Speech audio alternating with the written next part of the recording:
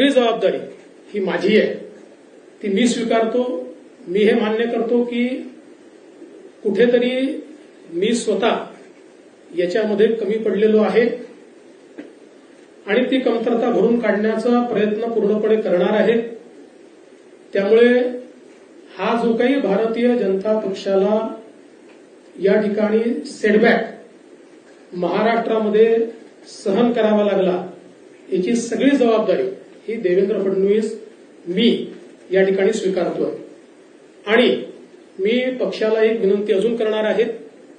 अर्थात भारतीय जनता पक्षामध्ये पक्ष सगळे निर्णय करतो की आता मला विधानसभेकरता पूर्ण वेळ त्या ठिकाणी उतरायचा आहे. त्याच्यामुळे मी भारतीय जनता पक्षाच्या शीर्षस्थ नेतृत्वाला ही विनंती करणार आहे की त्यांनी मला सरकारमधनं मोकळं करावं आणि पक्षामध्ये पूर्ण वेळ काम करण्याची त्यांनी संधी द्यावी.